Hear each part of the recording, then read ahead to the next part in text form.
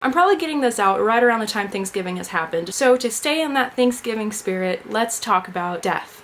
Sorry, morbid, I know, but not wrong. As the whole world sleeps and catches up on some much needed rest, I am here, awake, all alone. Everything else is dark except this room, and I'm talking to a camera. Have I talked to anyone else today? No. Well, that's actually untrue. I heard a really loud boom out in my hallway and I thought someone was dying, so I walked out to see if everything was okay. My mom said yes, and then I walked back to my room. That's it. That's my interaction for the day. I'm an expert at socializing. I was about to say socialism. Socialism, the type of government where everyone communicates effectively. I mean, I'd vote for that. Is my camera really dying right now? Oh my god. I hate myself. Hi, I'm back. My camera's not fully charged yet, but let's see how much we can get done. It's occurred to me that I guess even if it's just like 2 to 3 days past Thanksgiving, I don't know how long it's gonna take me to edit this. I'm thinking it's in that range. Even then, what can be sure is that it is after Thanksgiving, and that means that there's no room for Thanksgiving spirit left at this point, unlike what my intro said. So I guess this is officially in Christmas spirit. Just imagine me with a big beard and a little red hat, and that's me. I'm Santa. Even though Thanksgiving is much more heavier involved with the feeling of death, I guess Christmas could be too. There's Grandma got run over by a reindeer. There's that movie with Tim Allen where he pretty much just murders Santa. And I'm sure there's other death stuff with Christmas. Today we're talking about death, and I just needed a segue, okay? I'm currently in the middle of filming this like 3-part video. I've already released the first 2 parts where I'm redoing everyone's cages. I still have all the animals in the other room left to show, but I'm still in the middle of doing all that, and I really didn't want to wait to upload again until I was done with that. Instead, you're getting a video about death as a little filler video. Have I mentioned death enough yet? Also, I just realized I don't know if death is like one of those words that YouTube picks up on, and I'm just demonetizing myself over and over by talking about it so much in the first few minutes, but it's too far gone now. I've committed. So that's where we are today, death. Woo! I'd also like to discuss in full like a video about my experience owning my pet rats, but I don't want to combine the videos because I really would just like to focus about my rats specifically. This one more is just in broader terms how I deal with the experience of losing an animal. Now, of course, this video is just about my experiences and how I feel and how I process things when an animal passes, so I'm sure everyone deals with it differently, and I'm sure I have certain parts that make my experience be the way it is. Dealing with it on a platform like this does make it unique in certain ways, and I don't think I've ever really talked about it in full on my channel. I've definitely talked about how I've handled some animals' deaths before, and you could just tell that I handle them very well. Like, was there something I could have done to let them see another day, you know? In a confined body of water. Put him on a little boat and have a little ceremony for my fish, because I loved him. Sobbing over a fish? Because that's me right now. I'm ugly crying over a fish. You should see cheese in a crowd. If all alone, the blowfish. I was curious if you knew of any place that would do a necropsy on a fish.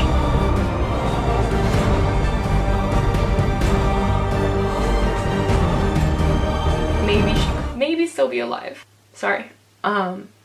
Sorry guys, I don't like to cry. I don't like to cry. But with that being said, those are just the specific animals and me being sad that they're gone, not necessarily the feelings and thoughts that come on as I try to heal from that and as I continue working with all the other animals and trying to just like get back into the groove of things. And I feel like the question of how do I deal with animals' deaths is asked to me a lot of the time. Obviously, when you care for a bunch of animals, you're going to see more deaths than if you just had one animal.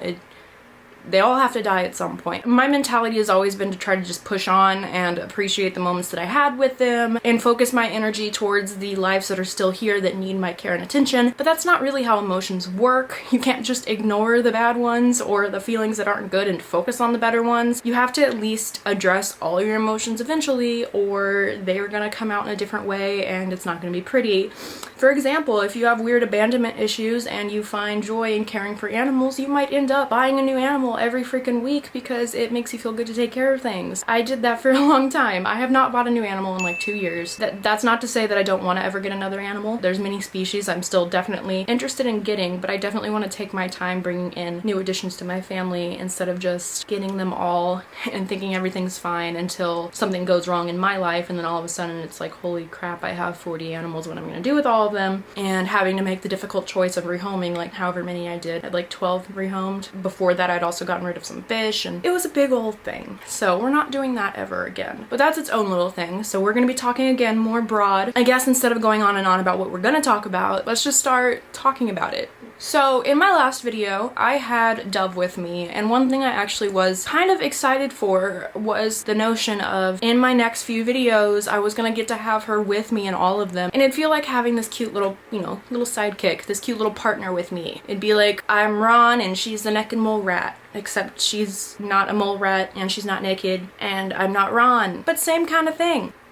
I guess. I loved Kim Possible growing up. Shigo was my favorite. I love her, but it's fine if I'm Ron. So in the beginning of that video, I did talk a lot. Like first 8 minutes, I talked about me and my rat and how Dove was the last of my rats alive as I lost the first 2 to cancer this year. So if you want to first like hear more about that and my relationship with her and all that, that's in that video. But since then, she definitely got a lot worse. She wouldn't stop chewing on her tumor, which was in a really sensitive area. She could damage some really vital organs by chewing on it, and I didn't want to wait until I found her having ripped open her body to say, okay, it's time to put her to sleep. So I was in a really tough spot trying to decide when the right time to put her to sleep was and making sure it wasn't too soon but also it not being too late. Since Dove was the last rat with me, I kept her with me from morning until night so she wouldn't get lonely, and I think because of that I started to really, I don't know, it really triggered a lot of the feelings that I had been keeping down about losing my last 2 rats. So not only did I keep her around from morning until night so she wouldn't be lonely, but I was also monitoring her as she was dying of cancer. If she wasn't chewing on her tumors, she honestly would have had so much more time, I think. And by so much more, I mean maybe another month. When trying to decide every day if it was too soon to put her to sleep or not, a whole extra month would have been amazing. So it was definitely a really tough time to watch every day, watch her progressively get worse. So one of the days came, and I mean, she told me the night before, I was like, as weird as it sounds, I was just like really hoping she would give me a sign that it was time to put her to sleep, and she did. She stopped eating as much, and she didn't look like she was having as much fun, and she was staring off in the distance a lot, and that's just not like her at all. So I knew something had changed. So I took her to the vet that day. The vet did another evaluation of her, and we both agreed, and we let her go that day. And it's still really hard on me. I normally try to handle this well, where like the first day is a little rough, and then after that I put all my attention back into the animals that still need me here, that need me to be focused and, you know, caring for them. But I don't know, it was exceptionally hard losing her. I found it impossible to choose to check out of those feelings and deal with them later. Like, they were just there and I had to deal with them right then. I'm still very upset about it, but it knocked me out for a few days. Like, I was really emotional and I was sick, and every day I'd wake up just immediately thinking, oh my god, I've slept too long, I need to go get her. When I would get home from any like errands, my first thought would be, oh my god, I need to go get her. Every time then I'm like, oh, she's not here. That's one thing that's really hard with animals when they are sick and you have to choose for them when their life ends. It's really hard to tell unless they are so immensely sick it's clear that there's no quality of life left. But when it's teetering on the edge where you still see a lot of quality of life but then you also see all the suffering, it's so hard to decide because you don't know which outweighs which, because they can't tell you. You know, I just didn't want it to be a day too soon where I deprived her of another special day. You know, she loved all the treats I'd give her. She loved cuddling. She would play around in my bed with me, run up and down, like make little tunnels in the bed. I didn't want to deprive her if she's about to die and it'd be the end of her life. I wanted to have her enjoy as many days of those that she gets as possible. But I also didn't want to wait a day too late and her just be sitting around suffering for 24 hours. It was really hard, especially because of how incredibly resilient rats are. It was so hard to choose. My first rat that passed away, he had a tumor in his face and it was literally started eating away at his cheeks, and he just would not stop going. Like, if you did not see that side of him, you would think he is a perfectly young, youthful, healthy rat. He gave you no signs that he was suffering, but it's so clear that he was. So it's really hard with rats. Like, I swear, you could all but near chop their head off and they'll keep running around trying to give you love, being compassionate and caring animals. It's very, very hard to tell they're in pain. The night before she passed, I was laying with her in bed and I was like just wishing in my head that she would give me a sign that it was time to go. And she was laying right next to me when I said that, and then she looked up at me and started licking my leg over and over. Obviously, I'm not saying she's a mind reader and understood me. Like, obviously, I probably just tasted good. She likes rice and peas. Maybe my leg tastes like rice and peas to her. I don't know. One side of my family is Italian. Maybe I taste like bread. She likes carbs. Maybe I am carbs. Maybe I am pasta. I don't know. But either way, it was significant. It was very emotional for me because it just felt like maybe this is time and I needed to like check back into accepting that. It was time to go to sleep that night, so I let her go rest. I got her out the next morning, and that whole day she was different. Like I said, I consulted with the vet first just to triple check, dot all my T's, cross all my I's, whatever. But yeah, she agreed with me, and she was a very sweet vet. And that night before, it kind of felt like Dove was comforting me and letting me know it was okay. And my camera is dying again. I might have to finish this video tomorrow, which sucks. I just want to do it now. Gotta go charge. Be right back. She did not, in fact, come right back. I'm back. It's the next night. It's 10 p.m. the next day.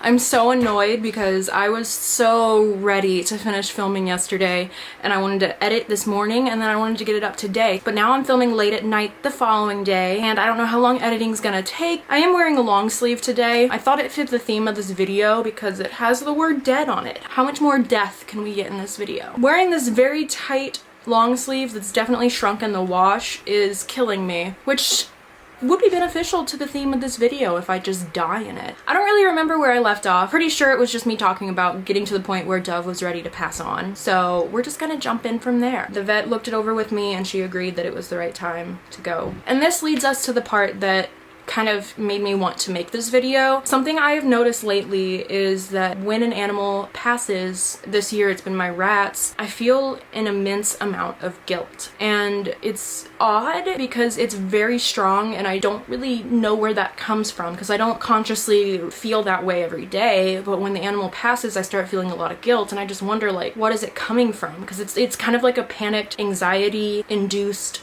guilt. I think what has happened is that instead of really addressing those feelings, I've had a lot of stuff going on in the past few years, a lot of other things that may cause me to be a little upset, not feeling too hot. So when these feelings come up, I just push them down. I've got very good at pushing down, suppressing whichever emotion I don't feel like showing at that moment. I feel like I was using that skill to push down the uncomfortable emotions that came up when an animal was passing. So I push them down and I distract myself in that moment. I move on. I don't let myself cry too much. I get out of it, shake it off, and tell myself, you know, that this is what happens when you own animals, that there's other animals that still are at home needing my attention, so let's not mope about it. Let's get up and like just get back to work. The second I felt uncomfortable, I feel like I just pushed that away. Hi Nemo. Did you need to open the door? No, you didn't. With all that in mind, when Dove passed away, it was like a punch to my gut. It was so much more intense than what I was feeling when my first two rats passed. One, when Goose passed away, I was still in and out of addiction off and on. It's like I'll be sober for 1 week and then not the next. And I will just preface that a lot of people don't know what addiction looks like firsthand, and they only see what like movies and news and photos online and whatever depict of addiction. And I know a very common thing with nowhere is people think you just can't stay awake and you just fall asleep. It's really not like that for an addict unless you purposely take a lot. As an addict, you need it to just function at the literal bare minimum level of functioning. So I would take it to literally just do everything that I'm doing with my daily life. So it's not like he was dying and on the days that I was relapsing I was just dead asleep. Every day I still did see him, but the fact that I wasn't sober, I do think still carries the guilt with me, because there is that disconnect no matter what when you're using. It's like a wall. Like, it's like you're in a bubble. Everything can get real close to you. It feels almost real. It feels like, you know, everything you could see the same. You can touch everything the same. You can hear everything the same. You can enjoy the experience the same. You think so, because it's just this like little bubble. But when it pops, you realize like how much of a difference there actually is when you're sober, and how much more you're able to truly enjoy. It's like the difference of being on autopilot and like laughing at a joke because it sounds funny or whatever, and then like that genuine belly laugh that you get, and like those memories that like stick with you. When you're using it, kind of all just mumbles together, like just another day of like, oh, I was with this person, but it kind of just gets all mushed together. Whereas if you reflect on a memory sober, you can feel a lot more emotion in it because you were really, really there. So I think even though he didn't know necessarily that I was using, I think that's a lot of where the guilt came from, is because I love him. I love all my rats, and the thought of any single day at all in his life spent in a way where I necessarily couldn't connect to him as well as I could have sober makes me really upset and makes me feel really guilty. Dove, when she passed, I think it brought all of those feelings out of just like feeling like that there was times in their life that I was actively detached. I still smiled and had fun when they were with me. I still cuddled with them and everything, but there's just that level. It's something that, you know, no matter how many bars you use, the artificial feeling will never be like what the real feeling is. And so when you sober up, there's always going to be that difference. I'm going to talk more about this part on my second channel, because I can talk more about addiction on there, like actual full videos about it. There's just connections that you can make with people and with animals and just with the world. There's a type of connection that is so special that you can't feel and you can't replicate from abusing. I mean, I've been there. Basically, that's just one realm of where my guilt comes from, I think. I kept suppressing all of these feelings until Dove passed. And when she passed, I think since she was my last rat and there was not another rat to go home to and take care of and help out, that was really it, and that like kind of marked my relationship with them permanently, and it closed the book on it. The other rats, I didn't get to mourn them fully because I got to go home and have another rat and like focus my attention on the one that's alive, and it helped divert the sadness. But once they were all gone, it was extremely overwhelming, and it made me feel physically sick for days. And in that sickness, I decided I wanted to make this video. See, you can make good out of anything, even death.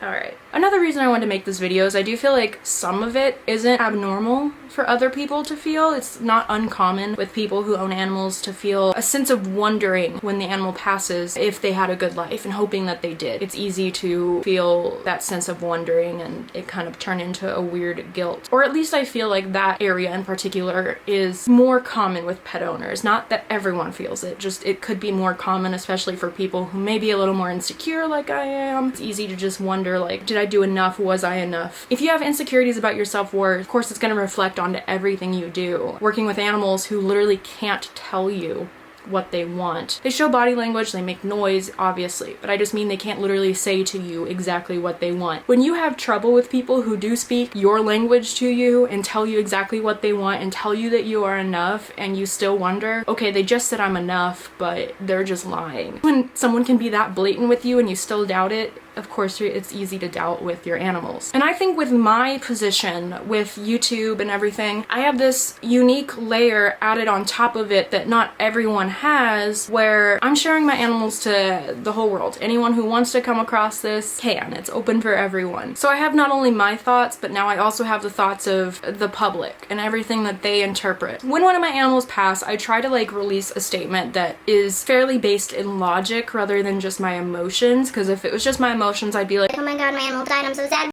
But the issue with that is then everyone starts trying to guess and assume and put words in my mouth about why they passed. So when an animal passes, I try to share online like all the information I was given about why they passed. They had cancer, they had this happen, if I know the facts. Most of the time I do. But with animals like fish and stuff, it's often up to just observation to know why they passed away. And one thing I do think gets misunderstood with these posts is that people think that it's immediately me trying to like post an excuse about like, oh, it wasn't me, it was the cancer or whatever, because I'm having to include how the animal died. And it led some people to think that I don't even consider if I've done anything wrong, and then I automatically am just looking for another reason that the animal could have passed. And that's absolutely not what goes on in my head. I am constantly wondering if I could have done more to prevent that. So it's better for me and more healthy for me when announcing an animal has passed to just remain more logical instead of skeptical about like, oh, I hope I didn't do something wrong. It's just me worrying. So instead, I just try to stick to, this is what happened. I love them. I'm gonna miss them. That's how I deal with it publicly. That's not the end of how I deal with it for me. It follows me a lot longer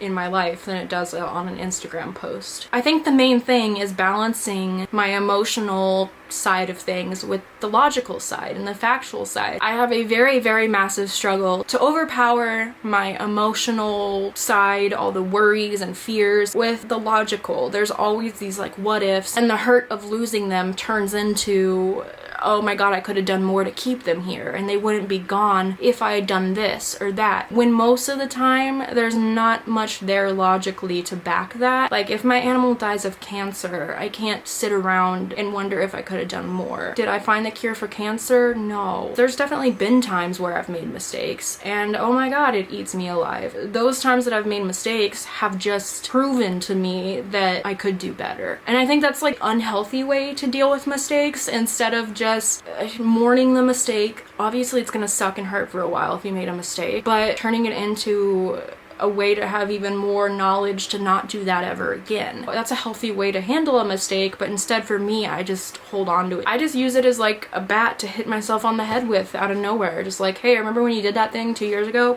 You suck. You're not good enough for any of these animals. It's just really weird thoughts that I think all stem from self-worth issues that I just use mistakes to perpetuate. Even in cases where like I am so sure I did my best, when they're gone I still just wonder in the back of my head, is there something I could have done more? My literal like first thought when I got home was, I love her so much, I miss her so much, I hope she's at peace somewhere, I hope she's happy somewhere. Even if she hates me, it's okay, I love her. That was my first thought when she passed away, was if she hates me, it's okay, I love her no matter what, and I'm glad that she's away from me if she hates me. And after that I was just like, I took a pause and I was like, why am I worried that she hates me? She was nothing but loving her entire life. She was excited to come out and cuddle with me and play with me. We had a genuine friendship that was reciprocated, and still my initial thought upon losing her was trying to make peace with, it's okay, she probably hates me and I'm glad she doesn't have to be with me anymore. Like that's some deep levels of issues. When your hobby involves animals, there's not as much room for mistakes as there are with other hobbies as you learn and grow in them. It's a lot easier to mess up being like an artist or something like that, because if you mess up here, it involves a life that is dependent on you. And I don't really know what to follow that with other than the fact that I realize that, and that these are not toys or accessories to me, and they never ever have been. They genuinely are so important to me. And as I address this and talk about that it's like stressful and that it weighs on me, that's fine. Honestly, it's growth that I need to make. It's something that I need to work on within myself, because these issues obviously stem further than just animals. This is obviously something that is an insecurity about how I feel about myself and my self-worth. I mean, if the second my rat is no longer in my life, I'm trying to come to terms with the fact that they probably hate me and they're probably so glad they're away from me. I feel like my relationship with humans and people that are no longer in my life have to be somewhat the same. When I think about it, it honestly is. People that are no longer in my life for any rich reason, it's like I feel sorry that they ever were my friend. It's such a weird area of my life to have so much issues with, like just to be worried that everything on this earth hates me.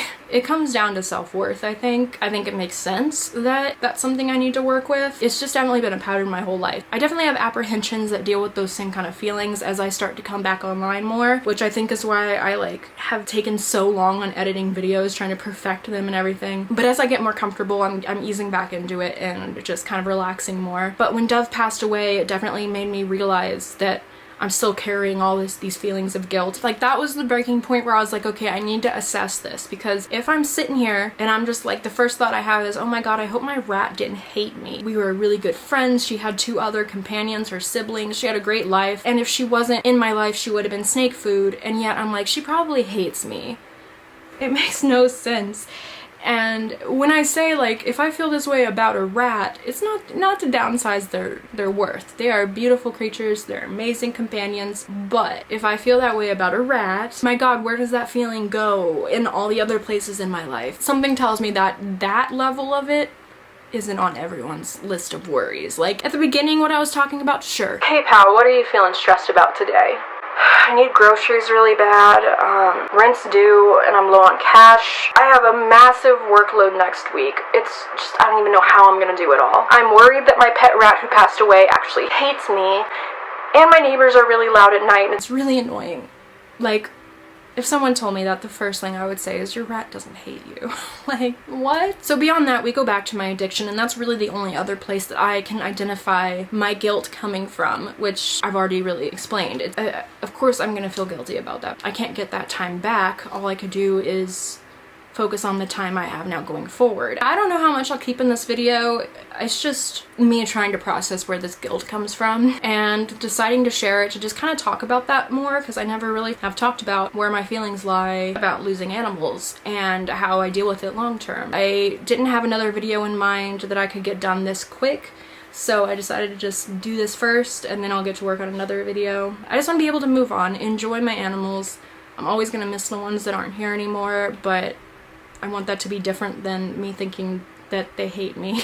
There's definitely a healthy level of stuff that I want to bring with me from my past experiences. Any mistakes I made or any guilt I have, I want to turn into a learning lesson for, like, things I don't ever want to do again, or encouragement to put my all into all of this. I just don't want it to continue to manifest as this weight on my shoulders or this punch in my gut. So I guess the way I could kind of wrap this up is, if you're dealing with any of those kind of things, maybe consider thinking about it like this. Like, obviously I don't think anyone watching this is exactly dealing with the exact same thing. Like, I feel like my rat hates me because I dealt with addiction. Like, obviously mine is very specific, but I do think we might all carry guilt for different things or issues with self-worth, and it's just worth kind of evaluating and seeing how we could turn it into something good instead of something nasty. I don't know. I'm not a therapist. I don't know what I'm saying. When I make videos that mention things that, like, bother me or are hard for me, I always have a sense of worry about posting them, thinking it's just gonna come across as, like, pity me and I'm sad, feel sorry for me, which really isn't my goal. It's just sharing me, talking about how I've been impacted and talking about ways that I personally want to change that impact into something better for me. That makes sense? I just need to come to terms more with that mistakes will be made. There's always gonna be, I could have done that, I should have done that, I would have done that if I'd known better. It's hard to let that go and not just think of it as proof that you're not good enough, but it's so much better to use it as a learning experience so you can really just grow into an even better person. I don't know, it sounds so simple, but it's really not.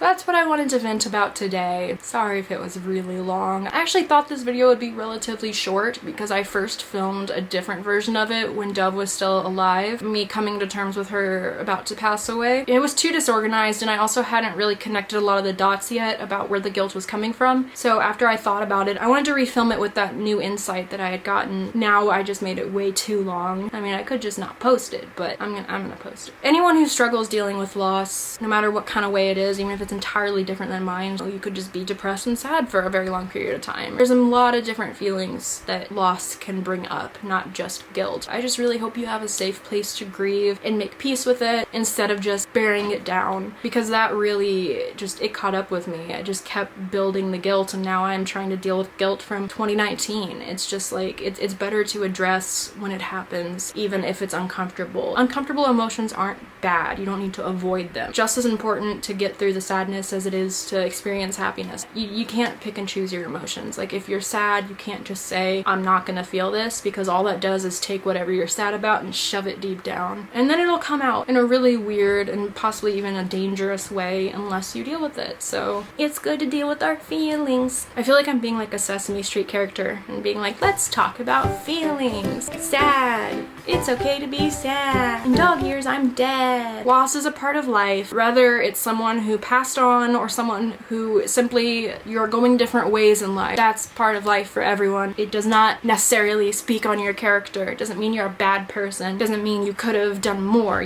Whatever. We always could have done something different. Good thing is to try to make peace with what we did. And if we don't like what we did, learn to not do it again and grow.